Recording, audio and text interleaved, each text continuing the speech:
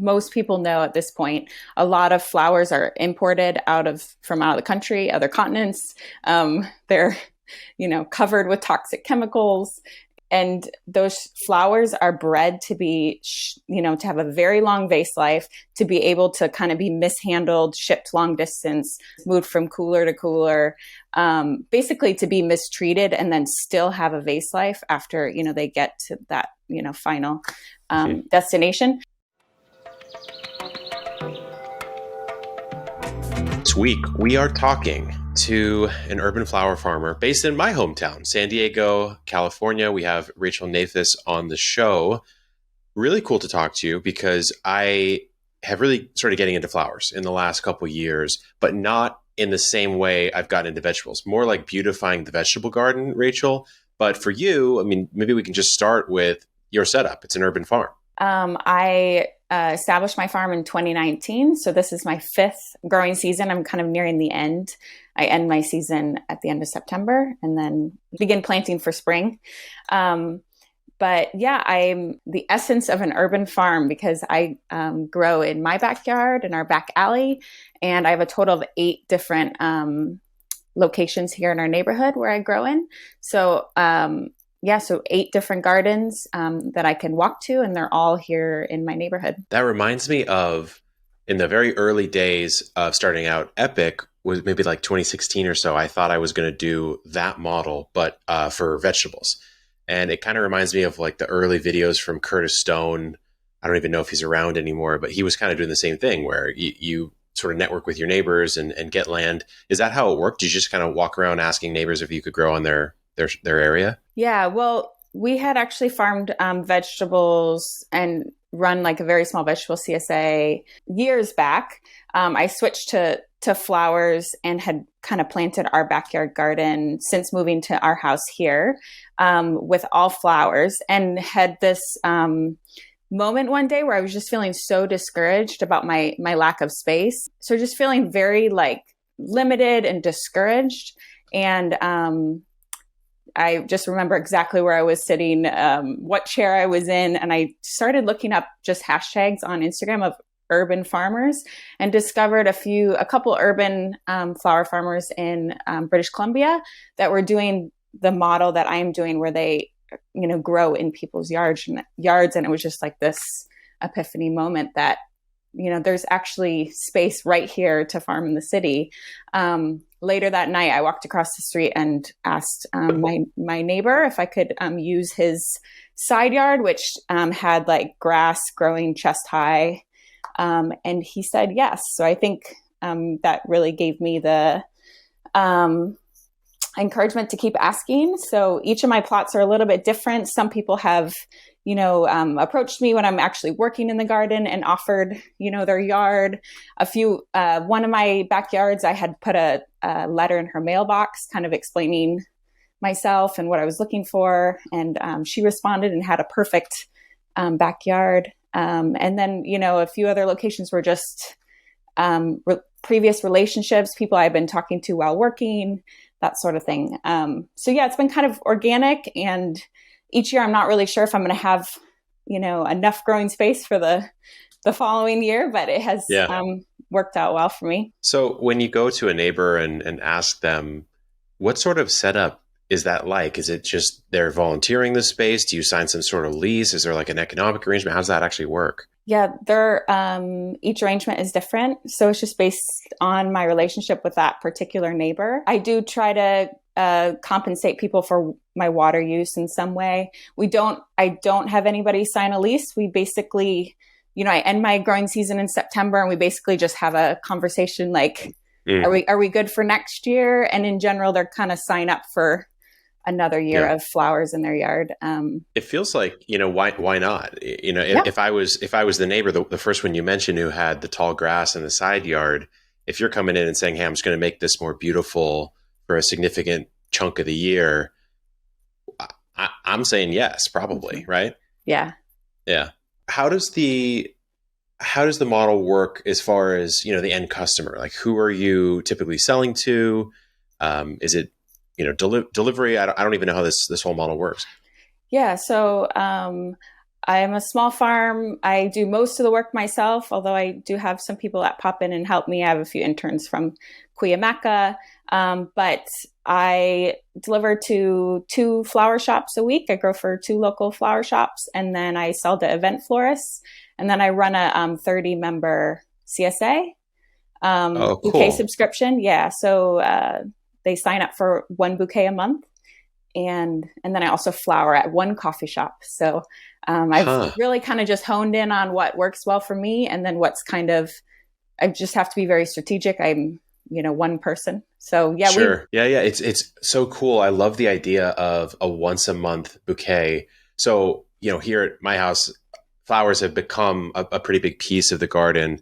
And now getting into the cut flower stuff myself, did a lot of dahlias this year and had a lot of fun with it. And it's so silly, but for me, I've always valued the practicality of the garden, like what you can get from it, etc. But now, my girlfriend will cut flowers and bring them inside. And I'm like, oh, why does the space look so inviting right now? yeah. And I'm sort of shocked by it. So I think it's a really cool model to have someone sign up for a homegrown, locally grown flower bouquet. As far as like the varieties that you get into, because some of the stuff I grow, I would imagine doesn't have a long cut sort Mhm. of shelf life. And so how do you start selecting like the most maybe profitable or maybe the best varieties for the flower business? As most people know at this point, a lot of flowers are imported from out of the country, other continents. They're covered with toxic chemicals, and those flowers are bred to be to have a very long vase life, to be able to kind of be mishandled, shipped long distance, moved from cooler to cooler, basically to be mistreated and then still have a vase life after they get to that final destination. But so I try to grow things that actually have a shorter vase life, that are very delicate, that don't ship well, and so that fits my floral designer kind of their place in my business model. And then I Mm, do so things like that would be like Iceland poppies that like almost they're just battered. If florists get them at the sure. wholesaler, they're just destroyed. Dahlias have a very short vase life, so those are a good one to get, especially locally. Sometimes they only last like 4 days in a vase, so you want to get that as close to the Yeah. source as That's the one possible. I've noticed the most is we'll go in the backyard and cut them, and we planted like 60 of them this year, so we have Oh, a ton. sweet. But yeah, the varieties, all the varieties fall pretty quickly, and so yeah, Yeah, it's clever. I never thought about growing ones with a shorter vase life because they're local. But if you map that to like how the urban farmers work for vegetables, it's kind of the same thing. They're yeah, growing the most perishable, profitable stuff that's in high demand, and then that's how they can outcompete. So it kind of sounds like it's the same.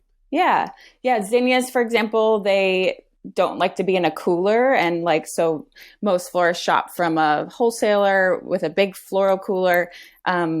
Zinnias like it warm. They're a warm season flower, and they get damaged in the cooler. So stuff like that can be another. That's something else. I grow a lot of zinnias in colors that florists are looking for, and then I do still grow some things that last a little longer, especially for my bouquet subscriptions, because I do like even though they get dahlias and poppies and garden roses, but I Yeah. do like their flowers to last. If it can last, 10 days, that makes me feel good. And I'm sure they're appreciative as well. Well, yeah. I mean, think about it. You've got 10 days in, and then you have 20 days without, 10 days on. That's pretty good. That's a third of the whole year. You got like fresh local flowers Yeah. hanging out. Do you cap that at you said 30? Is Yeah. that just because of supply and what the capacity you can actually farm? Yeah, it's just because most of my flowers actually go to flower shops. So I kind of piece in the bouquet subscription. The actually doing the design work. I like the wraps to look beautiful, Mm. and that takes a lot of time. So I've just kind of pared that down. Yeah, it's interesting how many models are coming out, I guess, these days or becoming more accessible, perhaps, in the whole movement of growing plants in general. Because I mean, to me, I did microgreens way back in the day, maybe 2013 or 14, and that was somewhat novel back then. I would say there was a big microgreens farm in the area, but then the small people doing it wasn't really much of a thing.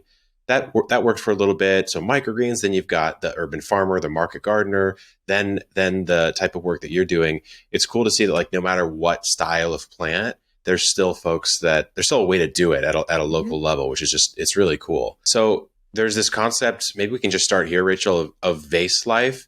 Can we just explain that real quickly? Yeah, so flowers are actually alive after you cut them. So, you're trying to slow down that process of dying for as long as possible so you can enjoy all of your hard work that you put into, growing that flower, from planting the seed to, transplanting and harvesting all of it.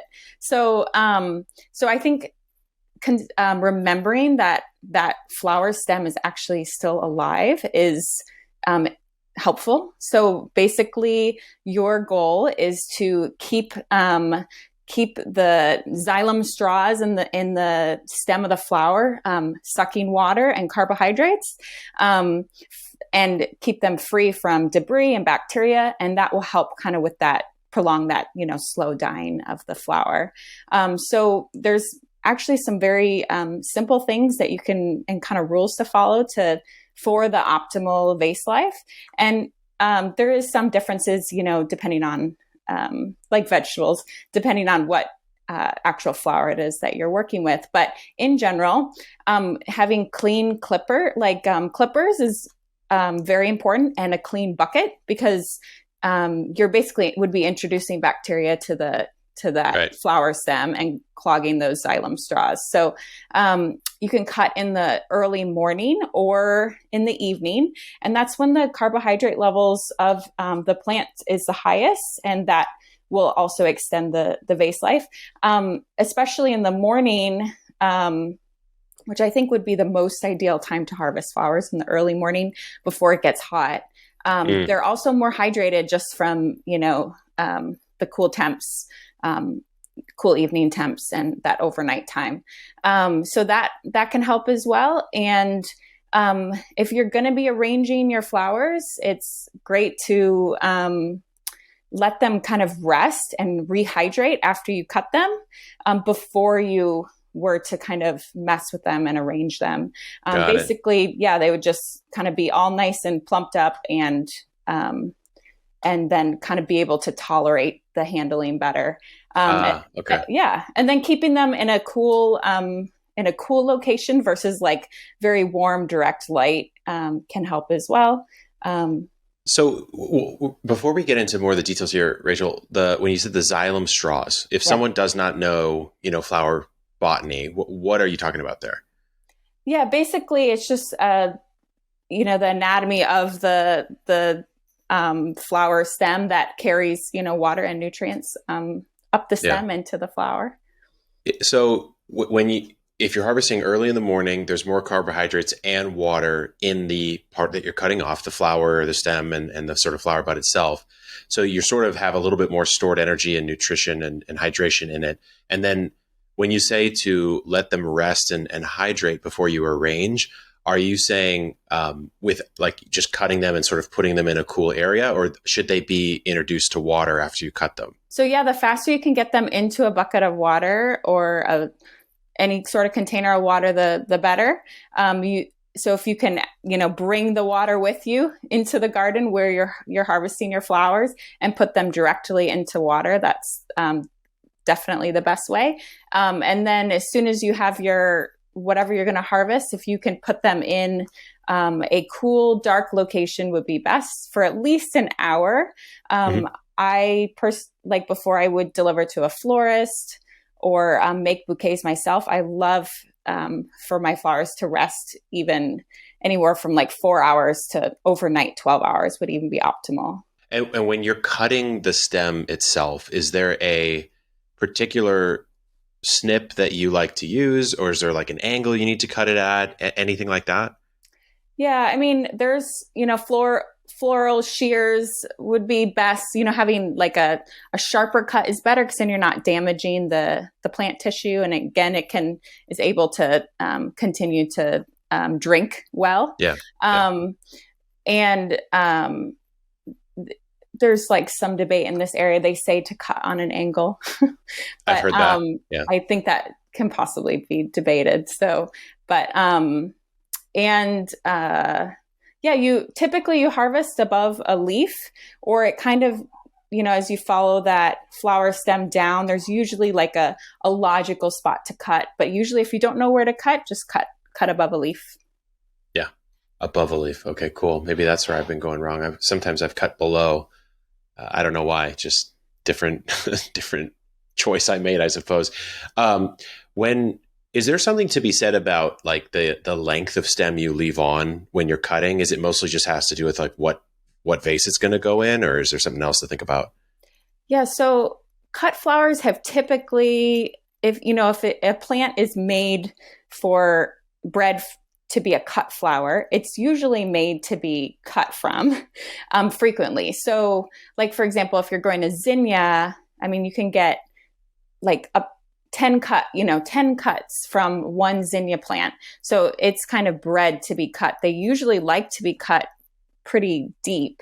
My dahlia stems, often I cut, 2 foot long stems, and the plant, it kind of keeps the plants under control. The plants weirdly like it. That's what they're made to do, is to kind of pump out the blooms. And I think it kind of refreshes the plant in a way.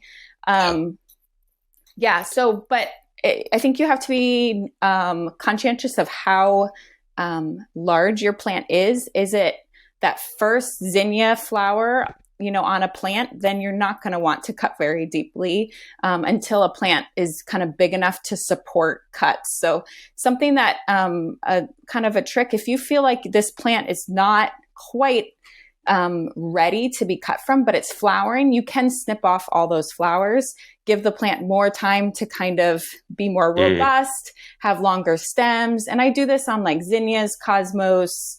I'm growing some Gomphrena right now that I actually disbud for a while until I have a good hefty plant that I can really start cutting deep on. And typically the stems will get longer and longer as you cut from a plant.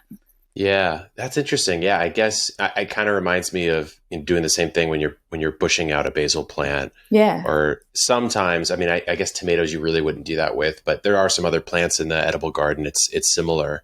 I guess, to me right now, I'm thinking I'm growing a giant pumpkin.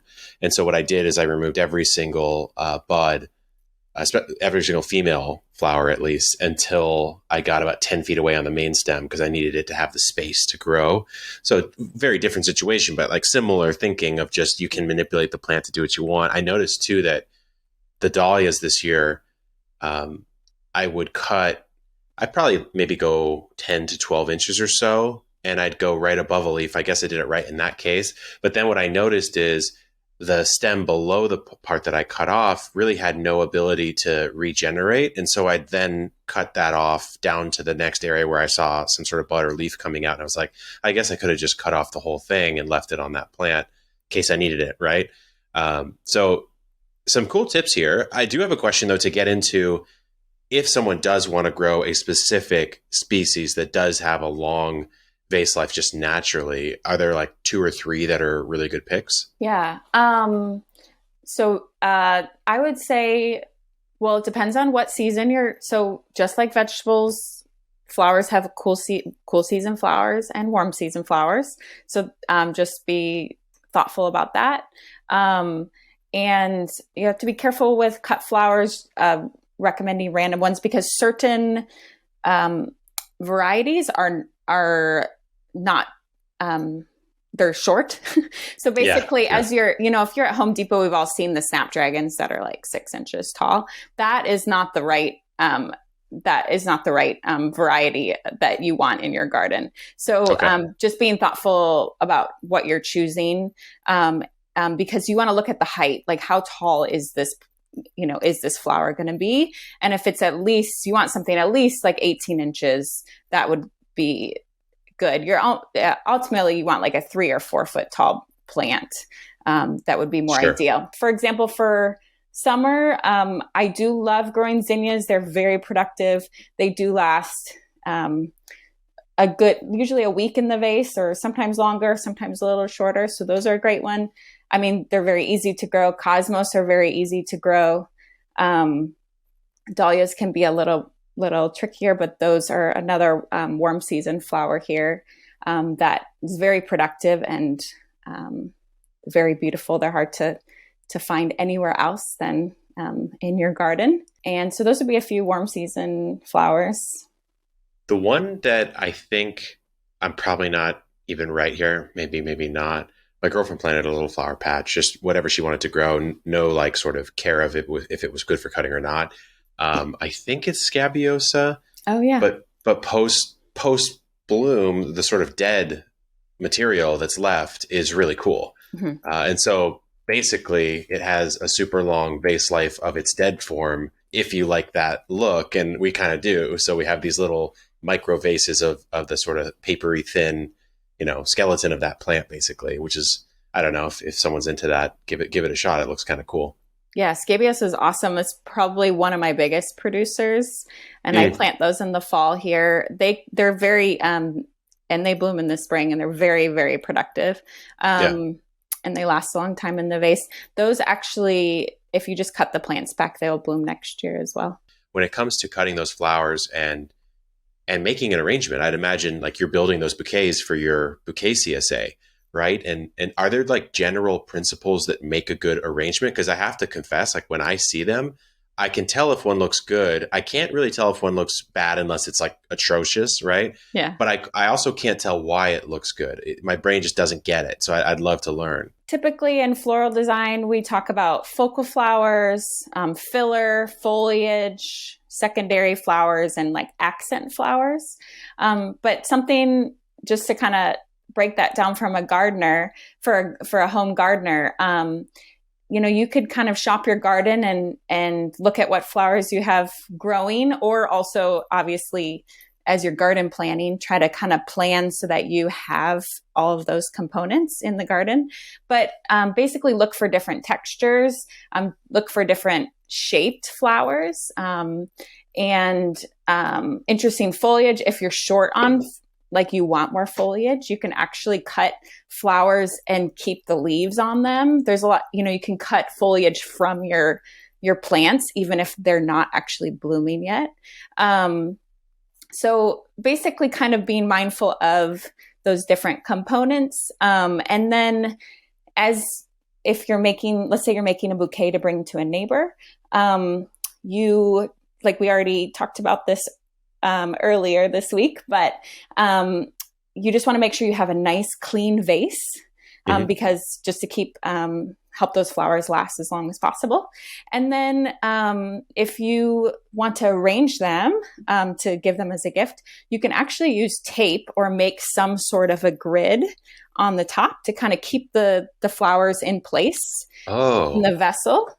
So you could just use basic tape and then cover the top with foliage or set down some flowers really low on the top of that vessel, and then kind of build it up from there.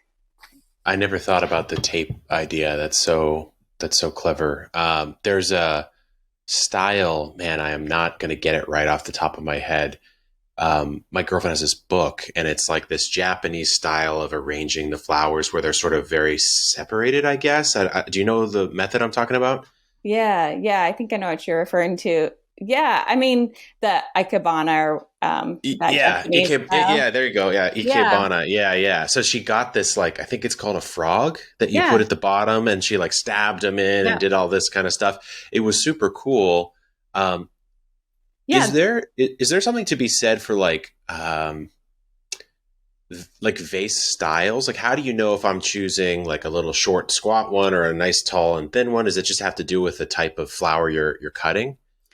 Yeah, so I think it's, you're kind of developing an eye the more you kind of take the time and space to design what you're growing. I think you can kind of develop, an eye for what looks good and what size vase. But basically, you want your design to extend around 1.5 times the height of your vessel.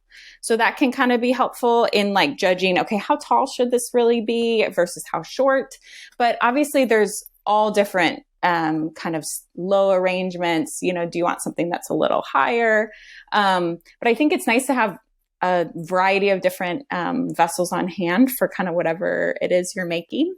Yeah. And then whatever kind of you're creating, you want to put those flower stems in on an angle. And then something else to be thoughtful about is just making sure they're all at different heights. That's Yes, another you can big see one. them all, right? Yeah, and you don't want Yeah. two flowers kind of being at the same height. They also say odd numbers are more pleasing to the eye than even numbers. So if something actually kind of looks off about your arrangement, you can maybe check like, oh, maybe you should go with 3 sunflowers versus 4 or something. And it's Yeah. amazing how that changes the look. It's, you know what? That's the one thing I think I probably have done right in the things I've built is I have put sunflowers in one before, and I put 2 in, and I'm like, this just doesn't look. Something's weird about this. It looks too even. It looks Yeah. too sort of manicured, I guess. In like container garden, like floral container arrangement design, when you're planting plants in an actual planter, there's this whole like thriller, filler, spiller idea, right? Where you have like that flagship plant, something that fills it, and then something goes over the edge. Does that apply in bouquets as well, or is there some sort of like rubric you can use? Yeah.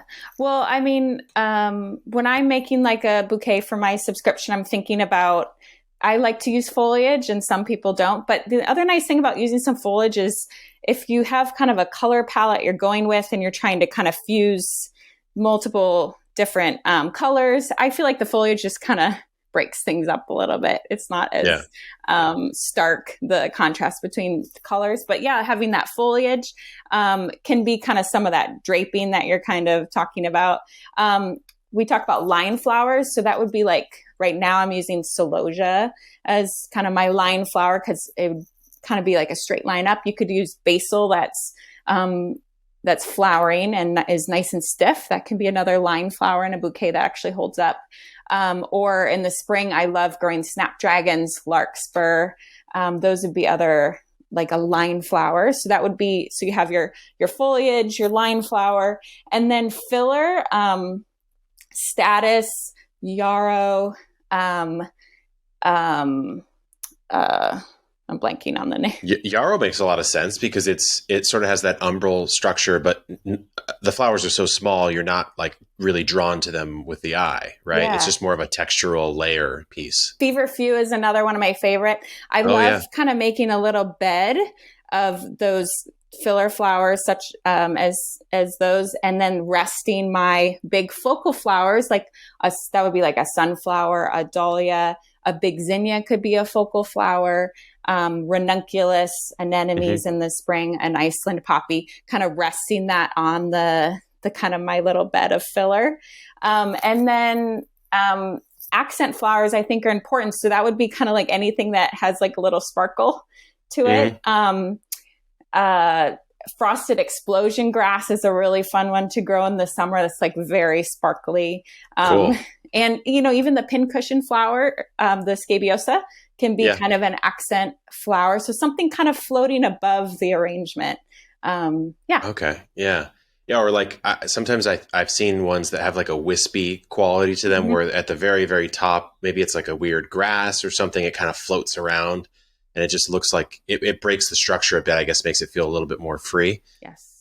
Yeah. Some really cool ideas on arranging. Maybe I'll post a couple of my my flower arrangements to Instagram or something. So I'll get roasted for sure. But love it. I don't know. I'll follow you first, then I'll maybe post and tag you. See what you think. The best way to get better at arranging is to take pictures of your arrangement because it's always remarkable the difference between our eye and then what you get behind a camera lens. And I think it's a great way to improve. I mean, often I take a lot of pictures of what I make and like, oh, that was off. And then how can we do better next time? So yeah, it kind of reminds me, like I used to draw a lot as a kid. And so I'd draw something and then I'd be like, dude, this is amazing. It's so cool. And then I look at it the next day and I'm like, this just looks like garbage. Like you could see all the flaws in the light of day. And maybe it's the same with like taking the photo. It kind of separates your bias out of it. Dahlias, a plant that I honestly never really considered growing for quite some time until this year when we got a special delivery of like dozens of pounds of dahlia tubers and turned the backyard into a mini dahlia farm. Rachel, we were just chatting, and you're saying that dahlias, generally speaking, are kind of tricky to grow.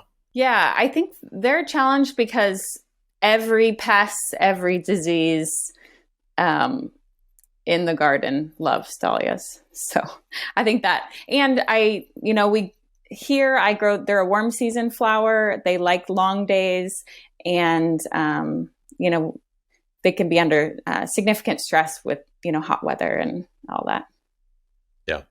Maybe we could go through a basic primer on how they grow because it is very odd compared to most vegetables. Actually, it's closer to many vegetables than it is to most flowers I've grown, at least. Yeah. So, right. That makes sense because they're grown from a tuber. So that almost looks like potato that's actually edible. But they can also be grown from seeds. But if you grow them from a seed, you will not know the genetics of that dahlia. So you won't know if that's really even a viable flower or the color, the shape, or any. It'll be basically a mystery and a surprise. So some people like to do that. I think they're best grown from tubers because you know what you're getting, and the tubers have something called an eye or multiple eyes, and that's where the plant begins, is from those tubers. Yeah, that was the surprising part to me. Also surprising that they are that edible, right? I mean, you could just eat the tuber if you wanted to.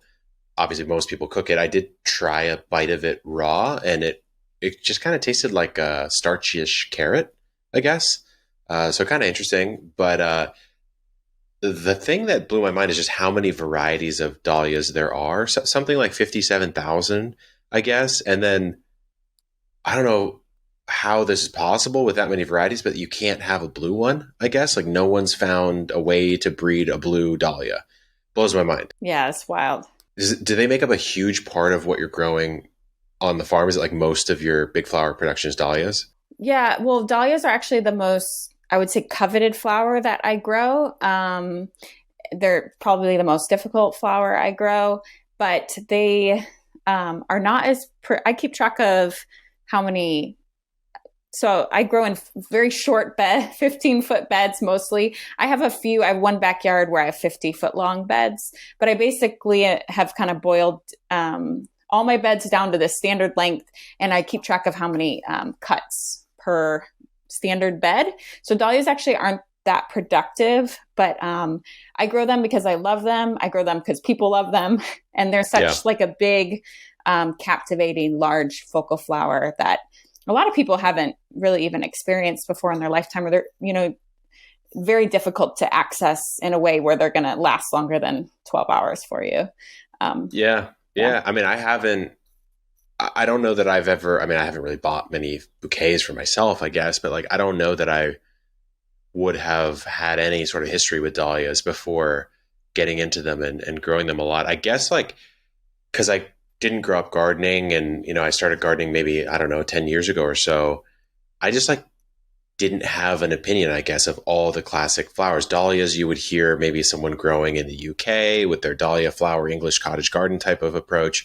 And it never like clicked for me until I put them in this year and was like, this is the coolest setup of the backyard I've ever seen. Because we had the greenhouse come in and then this big dahlia square, which was maybe, I don't know, maybe like 20 feet by 20 feet or so. And we just kind of drilled into the ground with an auger and just dropped the tubers in everywhere and just said, we'll see what happens, Awesome. And they came up like crazy. I don't think we managed them super well after that. So maybe we could talk about that. Like once the tubers start to sprout, care through the season, what are you supposed to do? Yeah. Well, like you said, they are quite, a lot of us have seen videos of people just like dropping them like potatoes outside, behind a tractor. Like they can be planted kind a bit carelessly, but you can also plant them very carefully. They should be planted 6 inches down. And if you can spot an eye on the tuber, you want that kind of facing up, and you kind of lay the dahlia in like it's kind of sleeping in a bed. I try to fertilize my dahlias twice, shortly after they're kind of small and then like right before they start blooming. And that's kind of the standard. Um, Dahlias need to be pinched for multiple, and this would be true of most cut flowers that produce multiple cuts, is that when the plant is about 8 inches tall, you want to take out the first few sets of leaves above another set of leaves. And that is actually what will stimulate the plant to produce multiple stems versus just like one big, massive stem. That's like a big straw. Like they're almost really difficult to I use. feel like that's what I missed is I had so many go and I don't think I did the perfect kind of prune down to push them out and get them a little bit stronger, I guess. Yeah, the pinching's important. And then also some sort of support is important. They tend to be a pretty floppy flower. So I personally use just Hortonova netting and wood stakes. A lot of people do corral them with twine. Some people use the Hortonova and, a twine. Some people just, do one stake and kind of let them sprawl. But I think in general, you do need to like support and tie them up in some way. And then it's really important, like with almost all cut flowers, you need to keep harvesting them or deadheading them so that they'll keep producing. And yeah, cutting nice long stems. There is also something called disbudding, where if you want like a fuller main flower, you can kind of peel off. Usually the center bud that becomes your main flower is surrounded by 3 side buds, and you can kind of peel those off, and you'll get a nice fuller flower or bigger flower, more robust, and you won't have those massive side stems that you kind of hack off that leave kind of like a chopped, hole in the stem. So that's something else that you can do depending on how intensely you want to manage your dahlias. Doing the disbudding actually does help with plant health, because the plants can be a bit stressed. So they're very, it basically reduces stress on the plant, less buds. They can be a little more disease resistant and resistant to pests and stuff if you do the disbudding. Yeah. I think I sort of saw that happening to some of the ones that I was harvesting. Maybe I was sort of doing that on accident, but yeah, I could have done a lot better at controlling the sort of sprawl of them. I some of the ones that we had, I planted a few live ones, but it was mostly tubers. So the live ones actually had like 3 bamboo stakes around the plant that they just did the twine sort of wrap up. And I'm assuming most of that's just because we bred these things to produce these massive flowers that the plant if that was in the wild, just wouldn't be able to support it. Right.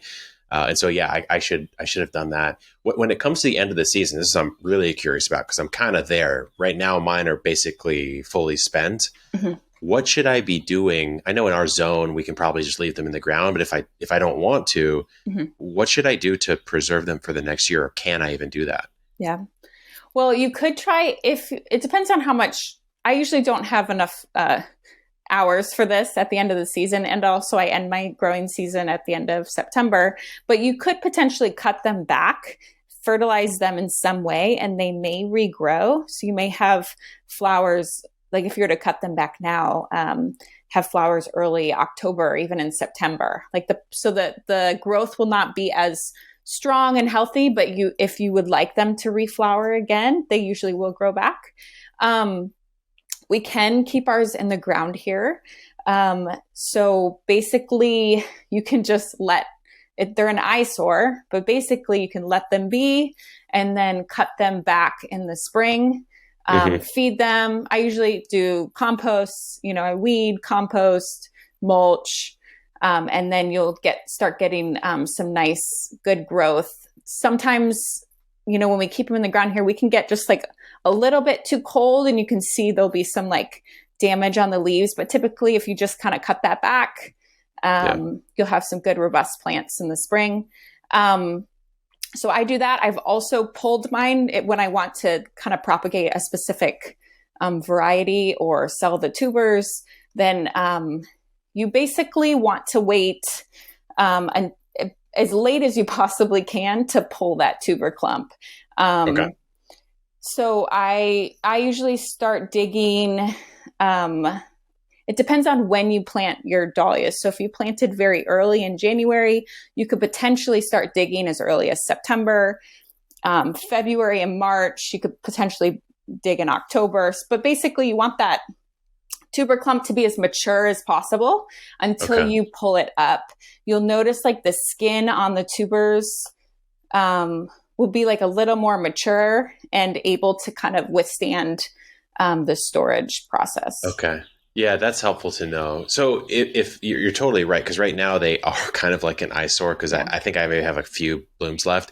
So if I want to, even if I want to dig the tubers up, I really should be not, I was thinking about like pruning it down to the ground, but that would not be ideal right now because there's still some energy sort of making its way down. Yeah.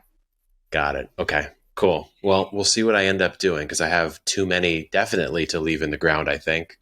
How do sweet peas work for you in the cut flower garden? I've noticed that the vase life is, I guess, kind of low, but maybe I don't know what I'm doing.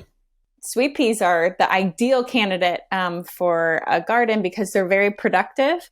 They can be vertically trained, so they can grow them in very small spaces. And then they're hard to come by. It's hard to find a garden grown sweet pea anywhere because they're very fragile. They don't have a very long vase life, which means they're the perfect candidate to enjoy in your garden.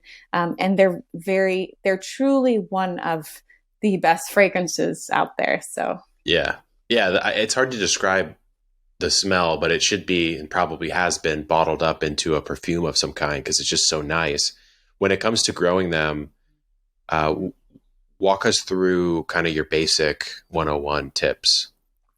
Yeah, so sweet peas are important for me because I start my growing season here in Southern California very early, kind of during our rainy season. I love to kind of capitalize on the little rain that we get. So there's actually a very easy way to time sweet peas here, and that's to grow very early flowering sweet peas. So these would be short day sweet peas. They're grandifloras, and they flower with just 10 hours of daylight. So here in Southern California, I love growing these early sweet peas. There's some of like the first flowers that I'll have for my entire growing season. These would just be for early flowering or very early flowering short day sweet peas. I start them in early September, early October and November, and they will often bloom in late December around Christmas, and then into the early New Year. Most people, when they think of a sweet pea, they think of a Spencer type sweet pea. That would be a longer day sweet pea that needs about 12 hours of daylight to flower. And I do grow those as well, but less of them, as those don't bloom until April for me. And that's, it's typically a little too warm here for those to last very long in the garden without succumbing to mildew or other issues like that. Yeah, I noticed the sweet peas I grew, I actually don't remember if they were short or long day, but certainly if you don't live in a Southern California climate, you probably can't pull off the short day starting in October, right? Like so maybe you'd skew towards a long day, or I guess grow the short day, maybe trailing into late winter. You start those seeds perhaps. What I noticed with mine is that they bloomed like crazy, but the window for blooms actually wasn't super long. So maybe I had like a week or two, I would say, and then they were all gone and the pods were there, and that's about it. Is that kind of the pattern? Yeah. So for the plant not to go to seed, you'd want to make sure you're cutting all of them. So harvesting every single flower or deadheading. So that will help. Here, you could try to grow the short days would help with that as well. My short day sweet peas will bloom often December through April. So they're just like a very important crop for me. They're very productive. You can either support them vertically or not, let them sprawl on whatever. But I put up like 6 foot tall trellises, and I basically tie them up the trellises. They produce countless cuts over those months, as long as you keep them harvested. Yeah. Maybe that's what I should have done, because I think I was not trying to harvest them, I guess. I was just trying to sort of enjoy them. But uh, I guess if I had done that, maybe I would have extended their life a little bit. So the way I grew it is I basically did the same thing. I did trellises on a wall, and then I was growing passion fruit in front of this rainwater cistern. So I had this sort of chicken wiry type of mesh that the passion fruit was growing a little slow. It was winter time, to your point about the short days.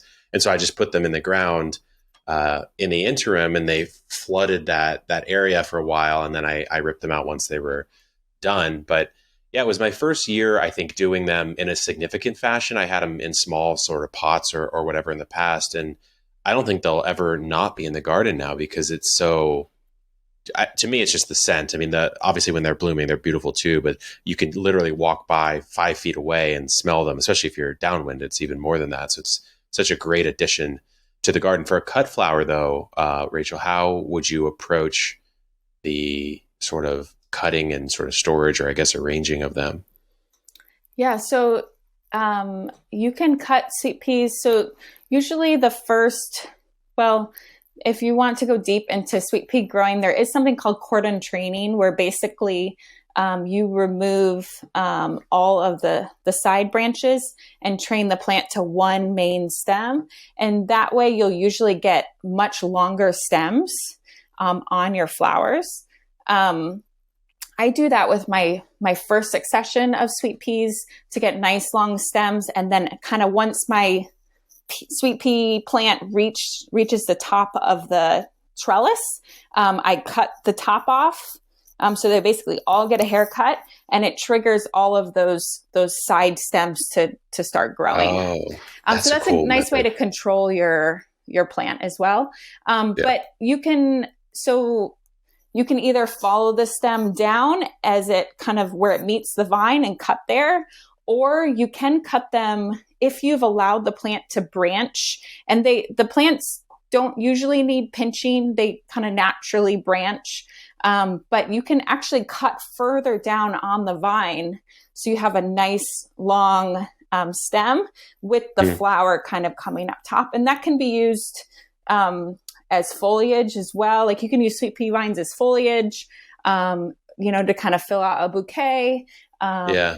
And yeah, so you use the vines or the flowers. The tendrils, I feel like when you cut a bunch of those, it kind of gives that wispy, I guess, like pattern breaking idea, which I did do actually once this year. So it was cool. Any like sort of final tips on sweet peas? I love the cordon training method. I'm gonna have to try that next year. Yeah. Yeah. Just like a general reminder. So here in Southern California, well, sweet peas are a cool season plant. So just in general, you want to keep them as cool as possible. They just kind of have to be babied a little bit. They don't like it too warm. Otherwise you'll get a lot of really thin, weak growth, versus you want kind of short, stocky growth as much as possible. So trying to keep, them nice and cool is Yeah. very important here. And if you're in a cooler climate than us, they can take a little frost. They love to grow as low as like 35 degrees, just very, very slowly. Wow. Anyway. Yeah, I had no clue that they could take basically almost Yeah. freezing temps. Yeah, I did notice that this year it was tough to keep the heat off them, even planting them in shadier sort of protected areas. They just kind of faded out as soon as the heat came in. But great tips. So Rachel, it's been great having you on the show. Awesome tips. If someone wants to connect with you, you've got your Instagram, but where else can people find you? Yeah. So you can connect with me on Instagram. My screen name is Salter Farm Flowers. It's PS. The P is silent. And or check out my website, salterfarmflowers.com. Awesome. Well, thanks for coming on. Sweet. Thanks.